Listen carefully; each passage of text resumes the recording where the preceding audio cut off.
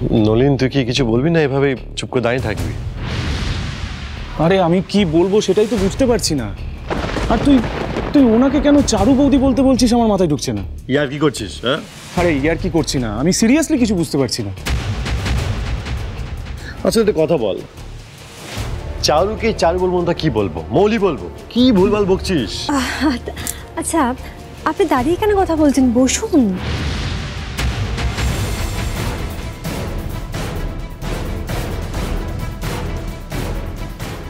উফ, আবার এক নতুন ঝামেলা নিয়ে এলো। ও দিদি ভাই, চুমকি তো এখনো মিশমিকে নিয়ে এলো না। ও আসতে চাইছে না বানি। ও নিশ্চয়ই বুঝতে পেরেছে যে আমরা সকলে মিলে আবার ওকে ফোর্স করব এখানে থেকে যাওয়ার জন্য। দিদির কথা শুনে যা মনে হলো, ও মেয়েকে সহজে রাজি করানো যাবে না। সহজে রাজি করানো যাবে না বললে তো চলবে না। মিশমি যদি এখন বেঁকে বসে, তাহলে আর্যকে আমরা আর বাঁচাবার কোনো পথ খুঁজে পাবো না। কি করবো ভেবে দেখেছো? না না না, দাঁড়াও, আমি দেখে আসছি একবার। কি হলো কাকিমণি? মা ওদিকে সর্বনাশ হয়ে গেছে। মা তোমাকে এরকম দেখাচ্ছে কেন? কি হয়েছে? আমি বলছি নিশ্চয়ই মিশমি আসতে রাজি হয়নি, তাই তো? কাকিমণি, আপনারা তাড়াতাড়ি চলুন, কোথায় আর শেষ রক্ষাটাও হলো না।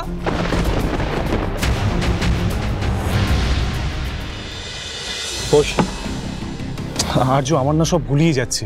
প্রথমেই ওনাকে ওই বৌদির মতো সাজগোজ করতে দেখে আমি ভুল করে ফেলেছিলাম, কিন্তু তুই এখন যেটা বলছিস তার সঙ্গে। তোর শরীর ঠিক আছে তো? আর্য, আমি একদম ঠিক আছি। আমি বলছি যে হ্যাঁ, যেটা বলছি সেটা দেখতে পাচ্ছি, সেটা দেখে খুব অবাক হচ্ছি আমি। একটা কথা বল, আমি না হয় চারুকে নিজের চোখে প্রথমবার দেখছি, কিন্তু তুই তুই তো দেখে আসছিস। তোর কেন ভুল হচ্ছে? তুই কেন গুলিয়ে ফেলছিস? শোন, সত্যি করে বল, তুই ভুলভাল কিছু খেয়েছিস?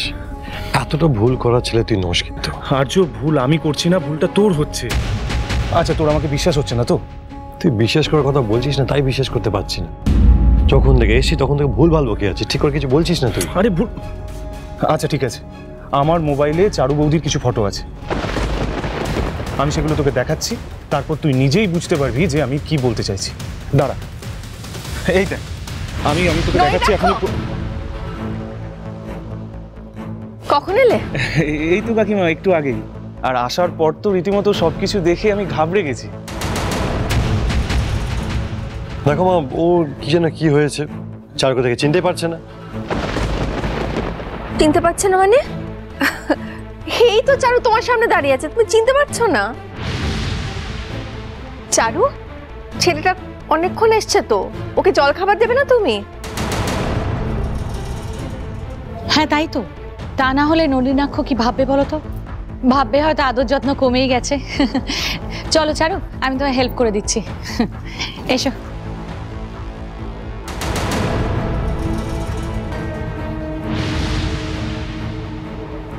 কাকিমা, আপনি ওনাকে চারু বলছেন?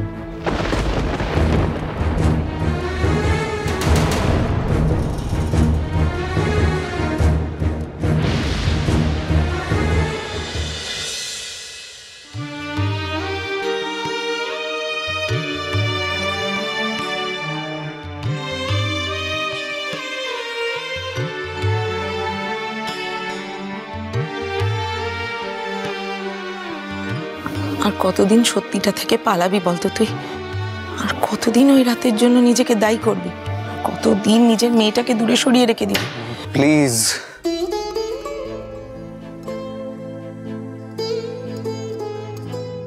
কি হলো? উত্তর দে। তুমি তো জানো আমি এসব বিষয়ে কথা বলতে চাই না মা। বলতে চাস না কারণ সত্যিটা তুই মেনে নিতে চাস না।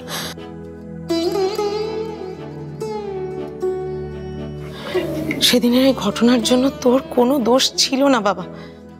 আমার আজও মনে আছে, কি প্রচন্ড বৃষ্টি, ঝড়, রাস্তায় জল জমে গিয়েছিল, একটাও অ্যাম্বুলেন্স পাওয়া যাচ্ছিল না।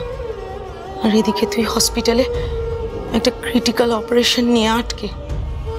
পেশেন্ট নিয়ে পাগলামোটা তো তোর তখনও ছিল। একা ঘরে আমি সবটা সামলাতে পারিনি। ওই দিনের ঘটনার জন্য সব দোষ আমার ছিল। না মা, না, দোষ তোমার নয় মা। তোমার দোষ হতে যাবে কেন বলো তো? তুমি তো বরং চিরকাল চেষ্টা করেছো যাতে আমাকে এই গিল থেকে উদ্ধার করতে পারো, কিন্তু সেটা যে হওয়ার নয় মা। তুমি তো চেয়েছো যাতে আমি ভালো থাকি, সেটাও যে হওয়ার নয় মা, সেটাও যে হওয়ার নয়। তা বলে ওই মেয়েটার কথা তুই ভাববি না? এই সব কিছুর মধ্যে ওই ফুটফুটে মেয়েটার কি দোষ বলতো?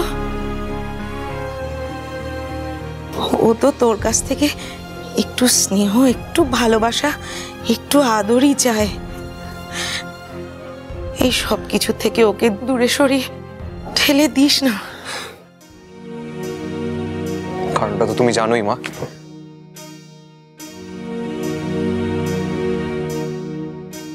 জানি বলেই তো বলছি, ও তো একটা শিশু, ওরও তো এই পৃথিবীতে হেসে খেলে বেঁচে থাকার অধিকার আছে। তুই সেই অধিকার থেকে ওকে বঞ্চিত করিস না।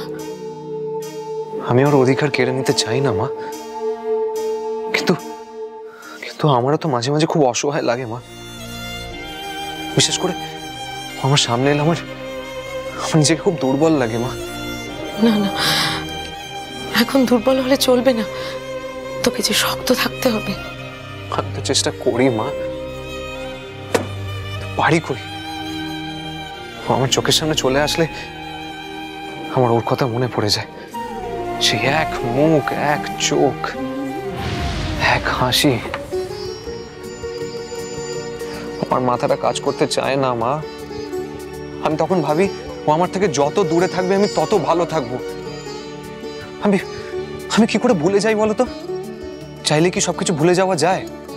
আমি কি করে ভুলে যাই যে শুধুমাত্র ওর জন্য, ওর জন্যই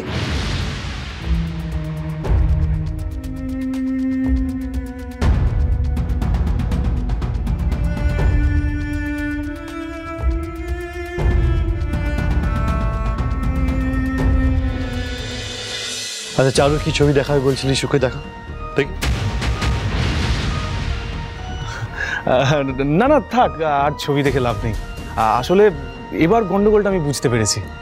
গন্ডগোল? কোন গন্ডগোলের কথা বলছিস তুই? আমি তো ভুলেই গেছিলাম যে আমি চশমাটা ফেলে এসেছি। আর আমার যা চোখের পাওয়ার, চশমা ছাড়া যে কতটা অসুবিধা হয় আজ বুঝলাম। না হলে চারু বৌদিকে গুলিয়ে ফেলি। তাই বল? আমি তো ভয় পেয়ে গেছিলাম। আমার তো মনে হলো সত্যি সত্যি মনে হয় আমার চার বদলে গেছে। হ্যাঁ, তোকে এভাবে হাসতে দেখে খুব ভালো লাগছে। আচ্ছা সত্যি কত বছর বাদে তোকে দেখছি বলতো, একটু আনন্দ হবে। তবে তুই কিন্তু খুব একটা বদলাসনি, অত চেহারা একই রকম হয়ে গেছে।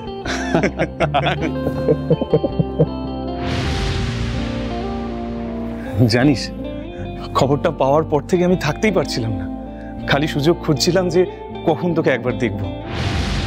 আজ আজ আমার খুব আনন্দ হচ্ছে, বিশ্বাস কর। আমারও খুব আনন্দ হচ্ছে তোকে দেখে। তোর এতদিনের স্বপ্ন পূরণ হলো তাহলে? আমার নয়, আমাদের বল।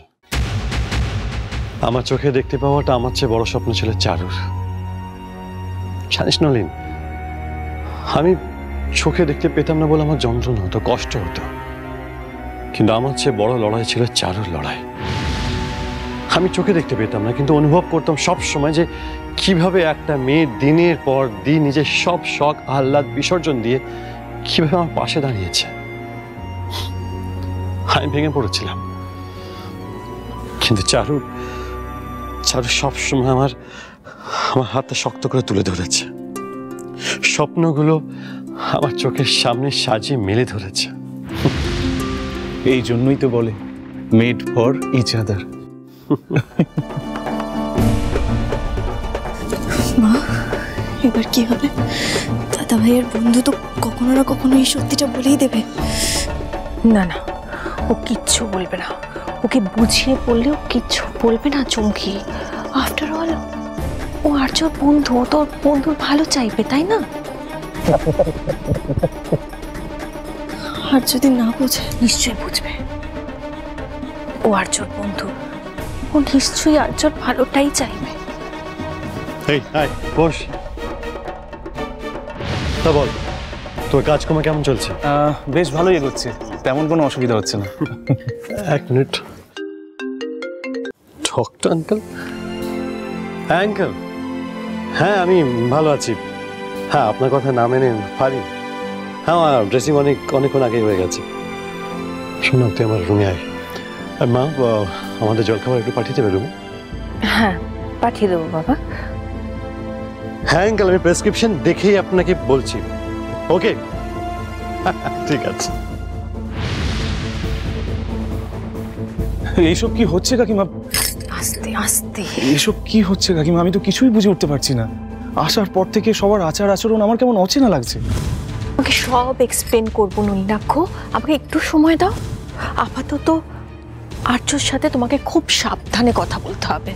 মানে কাকিমা প্লিজ আমাকে ধোঁয়াশার মধ্যে রাখবেন না। আর আমি তো এটাই বুঝে উঠতে পারছি না যে আপনারা সবাই হঠাৎ করে ওনাকে চারু বলছেনই বা কেন? বৌদি কোথায়? চারু আর নেই। বাতে